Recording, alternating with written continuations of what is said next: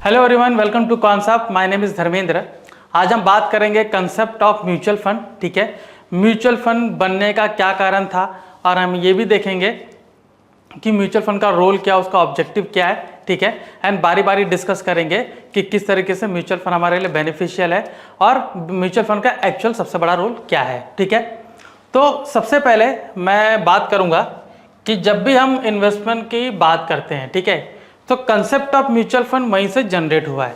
ठीक है, concept of mutual fund वहीं से जनरेट हुआ है।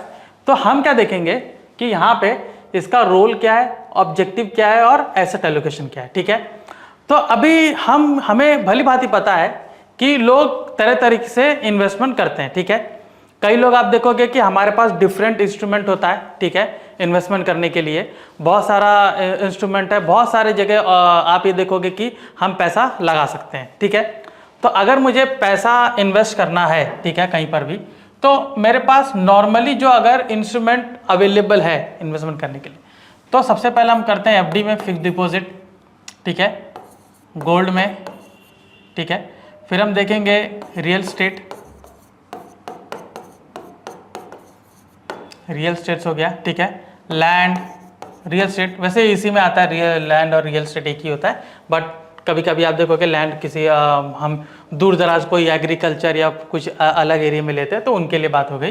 तो fix deposit, gold, real estate, इन्हीं सब में लोगों का ज़्यादा इन्वेस्टमेंट रहता है। ठीक है, इन्हीं सब में ज़्यादा इन्वेस्टमेंट रहता है। और कोई बिजनेस अगर ओपन करना है तो बिजनेस की बात अलग हो जाती है। ठीक है, तो मैं यहाँ से ये आपको ये बताना जा रहा हूँ कि जब हम इन्वेस्ट करने जाते हैं तो नॉर्मली लोगों के पास ऑप्शन ये है कि एफडी में कर लीजिए, आपको 7 से 8% रिटर्न मिल जाएगा एनुअली। ठीक है, सेफ होता है, बैंक्स के पास अवेलेबल होता है। ठीक है, और लोग वहाँ से स्टार्ट कर लेते हैं। ठीक है, उनको किसी को अप्रोच करने की जरूरत नहीं होती है, बैंक्स में जाते हैं, बैंक वाले खुद बता देते हैं और एफडी में कर लेते हैं। फिर उससे बड़ा अगर इन्वेस्टमेंट करना है तो गोल्ड हो जाता है। ठीक है, क्योंकि लोगों को भी पता है, सबको पता है कि अगर आज आपने कोई गोल्ड बाय किया है तो उसकी वैल्यू आने वाले दिनों में कितनी हो सकती है और भी ज़्यादा बढ़ेगी। हमें ये भली भांति पता है कि गोल्ड की वैल्यू पहले क्या थी और आज क्या है।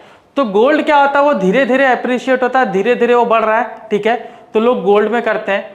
फिर आते हैं रियल स्टेट में, लोग कॉमर्शियल प्रॉपर्टीज बाय करते हैं, रेसिडेंशियल प्रॉपर्टीज बाय करते हैं और वहाँ से उनको एक रेंटल इनकम वहाँ से आती है। ठीक है, फिर वहीं पर आप देखोगे जो लैंड है वो भी परचेस करते हैं। ठीक है, अभी ये जो मैंने आपको एसेट बताया, तो ऑब्वियसली बात है कि आपके पास एक बहुत अच्छा इनकम होना चाहिए, राइट। और इंडिया एक डेवलपिंग इकोनॉमी है, हर किसी के पास इतना बड़ा अमाउंट नहीं है, ठीक है, कि वो एक साथ बहुत बड़ी प्रॉपर्टी ले ले, एक साथ बहुत सारा गोल्ड ले लें, या एक साथ आप देखोगे कि कहीं पर लैंड उन्होंने बाय किया जहां से उनको एक अच्छा रेवेन्यू मिले, या वो आगे जाके 10 से 20 सालों में उनको अच्छा रिटर्न दे दे। हर किसी के पास इतना पैसा नहीं होता है और ये पूरा ट्रेडिशनल वे है। ठीक है, ट्रेडिशनल वे है इन्वेस्ट करने के लिए। इसमें ऐसा नहीं है कि वैल्यू अप्रिशिएट नहीं होती, अप्रिशिएट होती है, but it takes longer duration. ठीक है, तो जो आज उसकी वैल्यू है 10 से 20 साल उसकी वैल्यू अलग होती है, ये हम सबको पता है। ठीक है, हम सबको पता है, लेकिन मुझे ये भी पता है कि इसमें बहुत बड़ा पैसा लगता है। तो India being a developing economy, हमारे पास लार्जर सेक्शन किसका है, मिडिल क्लास का है। लार्जर सेक्शन मिडिल क्लास का है और लोअर मिडिल क्लास का है, लोअर मिडिल क्लास का है। तो यहां पर आप क्या देखोगे कि ये ज्यादातर लोग जो है पेचेक पे ही जीते हैं। ठीक है, तो इनको अगर एसेट बनाना है कि मुझे आने वाले दिनों में मुझे एक अच्छा पैसा चाहिए, ठीक है, तो सिर्फ सैलरी से काम नहीं चलेगा। तो वो लोग क्या करते हैं, उन लोगों के लिए इनको छोड़ के बाकी कोई ऑप्शन नहीं था, तब आता है आपका रोल ऑफ म्यूचुअल फंड। तो म्यूचुअल फंड इसी को चीज को लेके बनाया गया कि हमारे पास अलग अलग सिक्योरिटी है, ठीक है, अलग अलग इंस्ट्रूमेंट है। अब मेरे पास इतना ज्यादा पैसा है नहीं, तो क्यों ना मैं लोगों से पैसा इकट्ठा करके मैं इसमें इन्वेस्ट करूं, अलग अलग प्रॉपर्टी में बाय करूं, या फिर स्टॉक मार्केट में इन्वेस्ट करूं, या फिर कोई प्रोजेक्ट में इन्वेस्ट करूं जहां से मुझे पैसा है। अभी प्रोजेक्ट में इन्वेस्ट करने की बात कर रहा हूं, तो जैसे REIT हो गया। ठीक है, तो जो प्रॉपर्टी में नहीं करते वो वहां पर करते हैं जहां पर उनको अच्छा पैसा मिलता है। ठीक है, या फिर कोई ऐसी कंपनीज में इन्वेस्ट कीजिए जो प्रोजेक्ट में इन्वॉल्व हो और जो एक अच्छा खासा पैसा बनाती हो। ठीक है, तो लोग क्या करते हैं कि यहाँ पर सबसे हमने पैसा लिया और इसमें मैंने इन्वेस्ट किया और जैसे ही अप्रिशिएट हुआ तो मैंने बारी बारी सबको दिया। बहुत सिंपल कंसेप्ट है, ठीक है। तो बहुत सारे जो इन्वेस्टर्स हैं सबसे हमने पैसा यहाँ पर इकट्ठा किया और इसको डायरेक्टली इन सब इंस्ट्रूमेंट में डाला, और जहां पर मुझे इनसे जब प्रॉफिट होना शुरू होता है तो मैंने भी सबको प्रॉफिट भी दिया, ठीक है। जिसको अपना प्रॉफिट चाहिए, जितना उसका शेयर है, जितना उसका प्रोपोर्शन है, वो उतना उसमें से प्रॉफिट ले सकता है, ठीक है। तो म्यूचुअल फंड का जन्म इसी वजह से हुआ कि वहां पे लोगों ने अपॉर्चुनिटी देखी। वहां पर जो म्यूचुअल फंड जिन्होंने स्टार्ट किया तो उन्होंने सोचा कि क्यों ना हम इस तरीके से लेकर हम एक म्यूचुअल फंड हाउस ओपन करेंगे, तो किस तरीके से मैं सब सिक्योरिटी में इन्वेस्ट कर सकता हूं और बारी बारी सबको भी उसमें प्रॉफिट हो सकता है। So this is the concept of mutual fund. बहुत सारे लोगों से पैसा लेना और उसी पैसे को डाइवर्सिफाइड इंस्ट्रूमेंट में इन्वेस्ट करना, और जो भी रिटर्न आएगा मुझे उनमें सब में बांटना रहता है। That is the concept of mutual fund. Okay, so हमने ये जाना म्यूचुअल फंड्स क्या है, ठीक है। अभी इसका रोल क्या आता है हम वो देखते हैं, ठीक है। रोल, प्राइमरी रोल इसका क्या होता है, ठीक है। रोल इसका ये आता है, सबसे पहला ये होता है कि कलेक्शन, ठीक है। होता क्या है, I mean collection in the sense, अभी इन्होंने क्या किया, सब एक स्कीम ये लोग सब निकालते हैं, ठीक है। तो वहां पे क्या होता है कि लोग अपने पैसा इनके पास जमा करते हैं, लोग इनको पैसा देते हैं। तो इनका रोल क्या आता है कि मैं इन्वेस्ट करूं, ठीक है। अब इन्वेस्ट सिर्फ आपको वर्ड दिख रहा है, लेकिन इसके अंदर बहुत सारी चीजें, ठीक है। रिसर्च करना रहता है, ठीक है।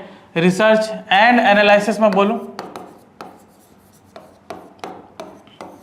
रिसर्च एंड एनालिसिस करना रहता है। फिर सिलेक्शन ऑफ इंस्ट्रूमेंट बोल सकते हैं हम इसमें,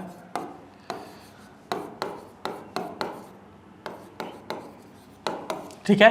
तो उनको जो सबसे इंपॉर्टेंट रोल है कि इन्वेस्ट करे, रिसर्च एनालिसिस करके, और सिलेक्शन ऑफ इंस्ट्रूमेंट, ठीक है।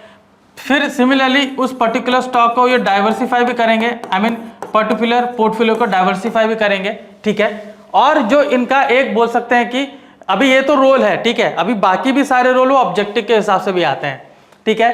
तो इनका मेजर रोल यहाँ पर आपने क्या देखा कि इन्वेस्टमेंट करना है, फिर आप देखोगे डाइवर्सिफाई भी करना है उसी पोर्टफोलियो को, और जितने भी इन्वेस्टर्स हैं उनको उनके मुताबिक उनको रिटर्न वहां पर मिलना चाहिए।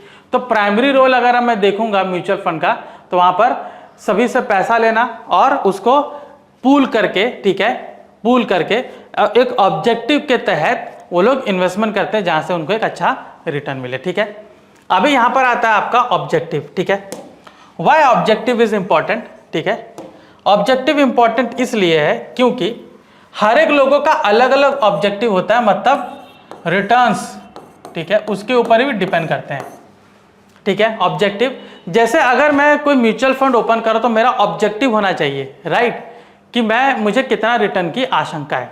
मतलब सिंपल है कि अगर उसमें मुझे रिटर्न है, एनुअल रिटर्न 10% चाहिए, 12% चाहिए, तो जो म्यूचुअल फंड हाउस है उसके मुताबिक वहां पर वो इन्वेस्टमेंट चलेगा, ठीक है। क्योंकि इन्वेस्टमेंट, अभी इसके पहले जो इन्वेस्ट कर रहे थे, ये जो सिलेक्शन ऑफ इंस्ट्रूमेंट है इसमें आता है कि उनको लार्ज कैप में इन्वेस्ट करना है, मिड कैप में इन्वेस्ट करना है, ठीक है। फिर आप देखोगे बॉन्ड्स में करना है, एफडीज में करना है, ठीक है, ये सारी चीजें, ठीक है। डेट सिक्योरिटी जो हो गई, बॉन्ड्स एफडीज इसके में आते हैं, तो ये सारी चीजें हो गई। तो जब रिटर्न्स की बात आती है ना, तब हम देखते हैं कि इसमें इनको कौन सा इंस्ट्रूमेंट सेलेक्ट करना, मतलब ऑब्जेक्टिव क्या है, ठीक है। ऑब्जेक्टिव के हिसाब से अगर मुझे 20-25 सालों में मुझे इस पर्टिकुलर टाइम पे मुझे रिटर्न चाहिए, तो उसके हिसाब से ऑब्जेक्टिव बनता है, ठीक है। उसके हिसाब से आप देखोगे जो आपका पोर्टफोलियो वो डाइवर्सिफाई होता है, ठीक है। अगर हमें ज़्यादा रिटर्न चाहिए, ऑब्वियसली उसमें रिस्क ज़्यादा इन्वॉल्व होगा, तो लोग मिड कैप सिक्योरिटीज़ में जाएंगे, ठीक है। मुझे एक सस्टेनेबल इनकम चाहिए, मुझे ज़्यादा रिस्क नहीं चाहिए, तो लोग क्या करेंगे, डेट सिक्योरिटीज़ में ज़्यादा देंगे, ठीक है, जिसमें एफडीज, डिबेंचर्स भी आते हैं, बॉन्ड्स भी आते हैं, तो वो उसमें सब इन्वेस्ट करेंगे और उनको एक अच्छा खासा पैसा मिल जाता है। तो ये आपका क्या हो गया, ऑब्जेक्टिव, ठीक है। अभी ये होता है कि यहाँ पर लोगों का ऑब्जेक्टिव रहता है, ठीक है, लोगों का भी ऑब्जेक्टिव रहता है, ठीक है। कोई जो इन्वेस्टर्स है वो गए, नहीं मुझे 20% रिटर्न चाहिए, ठीक है, वो बोलेंगे कि मैं 25 ईयर्स का हूँ, ठीक है, मुझे 45 ईयर्स में रिटायर होना है 20 सालों में, तो मैं ऐसा क्या करूँ, तो वो बोलेंगे कि आप 25 साल के हो, आपको 20% रिटर्न चाहिए, और आपको अगले 20 साल में रिटायर भी होना है, तो बोलेंगे कि ठीक है आपको इतना अमाउंट आपको एवरी मंथ इन्वेस्ट करना होगा, जिसको हम बोलते हैं सिस्टमैटिक इन्वेस्टमेंट प्लानिंग, SIP, ठीक है। या फिर आप एक ही साथ फंड दीजिए जिसको हम 20 साल तक मैनेज करेंगे, वो भी पॉसिबल होता है, ठीक है। तो यहाँ पर आप क्या देखोगे कि उनका जो डिफरेंट ऑब्जेक्टिव होता है, लोगों का डिफरेंट ऑब्जेक्टिव होता है, उसके मुताबिक भी आप देखोगे कि जो म्यूचुअल फंड है उसका भी ऑब्जेक्टिव मैच करता है कई बार, ठीक है, क्योंकि उसके मुताबिक ये लोग क्या करते हैं, स्कीम बनाते हैं, ये लोग फंड्स बनाते हैं, ठीक है। बहुत सारे फंड्स आपने सुना होगा, ठीक है, ये आप देखोगे ग्रोथ फंड्स है, ठीक है, इक्विटी लिंक फंड्स है, बहुत सारे फंड्स के नाम होते हैं, ठीक है, क्योंकि हर एक फंड्स का डिफरेंट ऑब्जेक्टिव होता है, वो ऑब्जेक्टिव के तहत ही वो फंड्स का नाम दिया जाता है और वो फंड्स को बनाया जाता है, ठीक है। तो हमने ऑब्जेक्टिव देख लिया, ठीक है। अभी बारी आती है एसेट एलोकेशन की, ठीक है, एसेट एलोकेशन की। तो जैसे एसेट को किस तरीके से एलोकेट करना है, यहाँ पर वो बात की जा रही है, ठीक है। मतलब ये है कि कई बार आपने देखा होगा कि जो टाइप्स ऑफ फंड है वो अलग अलग होते हैं, ठीक है। जैसे टाइप्स ऑफ फंड आप देखोगे ना कि कुछ नाइट फंड होते हैं, overnight fund, I am sorry, overnight fund होते हैं, ठीक है। फिर आप देखोगे इक्विटी फंड होते हैं, ठीक है, इक्विटी फंड हो गए। फिर आप देखोगे हाइब्रिड होते हैं, ठीक है, इस तरीके के फंड होते हैं। अभी जब मैं ओवरनाइट फंड की बात करूं तो वो एक दिन की ही उसकी वैलिडिटी होती है, ठीक है, एक दिन में उसका वैलिडिटी खत्म हो जाती है। फिर आप इक्विटी फंड देखोगे, ज़्यादातर जो इसमें इन्वेस्टमेंट है वो इक्विटीज़ में रहता है, तो आपका एसेट एलोकेशन इसके हिसाब से होगा, फंड के हिसाब से, कि इक्विटी लिंक फंड है तो इसमें ज़्यादातर मैं इक्विटीज़ वाला चीज़ ही बाय करूंगा, इक्विटीज़ वाले इंस्ट्रूमेंट ही बाय करूंगा, ठीक है। फिर आपका आता है हाइब्रिड। हाइब्रिड में क्या आता है कि आपका दोनों लिंक्ड होता है, ठीक है, दोनों लिंक होता है, मतलब कि इसमें कुछ इंस्ट्रूमेंट आप देखोगे डेट की ओर होते हैं, ठीक है, मतलब उसमें bonds, FDs, debentures, preferential shares, ये सब बाय किए जाते हैं, ठीक है। तो उसमें क्या होता है कि आपका हाइब्रिड है, ठीक है, कुछ का रेशो के ऊपर डिपेंड करता है, 60-40, 70-30 ऐसा रहता है कि 30% आपका डेट रहेगा और 70% आपका इक्विटी रहेगा, या 60-40 करेंगे, 40% आपका डेट सिक्योरिटीज है और 60% आपका इक्विटीज है, ठीक है। फिर आपका आता है लॉन्ग ड्यूरेशन वाला, ज़्यादातर ये FDs और बॉन्ड्स में इन्वेस्ट करते हैं, मतलब अगर इसको भी लोग हाइब्रिड बनाना चाहेंगे तो उसमें लार्जर पोर्शन जो रहेगा वो बॉन्ड्स और डिबेंचर्स का रहता है, ठीक है। तो आपने ये देखा कि मैंने किस तरीके से आपको ये सारी चीज़ें बताई, कंसेप्ट ऑफ म्यूचुअल फंड, ठीक है, उसकी उत्पन्न जो किस तरीके से उत्पन्न हुआ, ठीक है, क्या क्या सिचुएशन थी और उस सिचुएशन का किस तरीके से फ़ायदा उठाया गया, और जो म्यूचुअल फंड उसका जन्म हुआ, और किस तरीके से आप देखोगे उसने काफ़ी हद तक आप देखोगे पूरा इन्वेस्टमेंट का फेस ही बदल दिया, ठीक है, पूरा ट्रेडिशनल वे को पूरे तरीके से चेंज कर दिया, ऑलराइट। फिर आपने देखा कि उसका ऑब्जेक्टिव कैसा है, वो लोगों के रिटर्न, लोगों के एक्सपेक्टेशन के हिसाब से भी उनका ऑब्जेक्टिव होता है और उनका खुद का भी ऑब्जेक्टिव होता है, क्योंकि इकोनॉमी में बहुत बड़ा रोल प्ले करते हैं, एम्प्लॉयमेंट जनरेशन प्ले करते हैं, और उसके अंदर जितने लोग एम्प्लॉय करते हैं उनको भी सैलरी देनी पड़ती है, तो जाके वो कितना कुछ चार्जेस करते हैं। लेकिन जो सेबी है, रेगुलेटरी बॉडी, उसने कैपिंग लगा रखी है, काफ़ी स्ट्रिक्ट रूल लगा रखे हैं, जिसके मुताबिक उनको उससे ज़्यादा वो चार्ज नहीं कर सकते, ठीक है।